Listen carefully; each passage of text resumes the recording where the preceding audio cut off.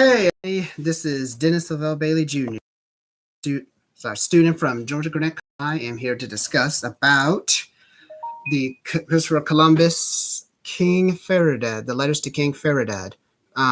It is a excellent story. What's called letter written by Christopher Columbus himself. That what's it called?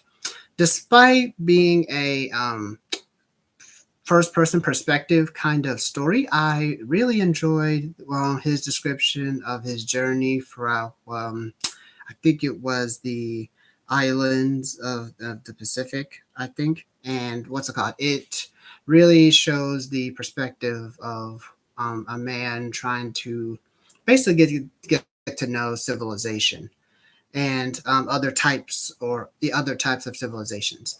And I like it a lot, mainly because what's called Columbus, for his perspective, gives a certain viewpoint on how certain civilizations be. Like in one passage, he says he understood the sufficiency from other Native Americans, or what do you call Indians, but today we call them Native Americans because what's it called?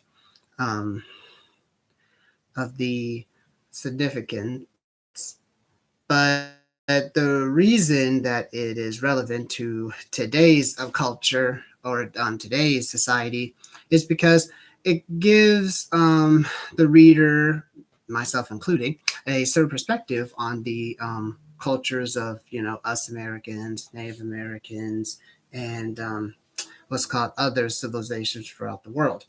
And also, it is I think it's a very joy to say that despite Columbus's his he views himself as bit of a superior person above all other people. I mean, even one of his what's it called writings, he says the people of this island and other islands which he found are very primitive.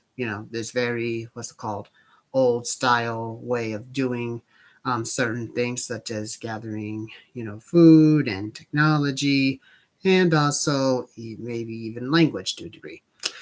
So I would say despite that, he also gets into the descriptions of the history of the different types of cultures that he visits in the Pacific, and also the way that other cultures behave. So I would recommend it. I mean, the reason I would recommend it is mainly because of the descriptions that Columbus gives when he visits the other islands, and also a description of how he views them, and how he personally thinks about them. So that is my summary for the Letters to King Ferdinand of Spain that was published in 19 or sorry, it was 1493. I apologize but that is my summary on the Columbus letters to King Ferdinand in Spain. Alrighty, God bless and stay safe, everyone.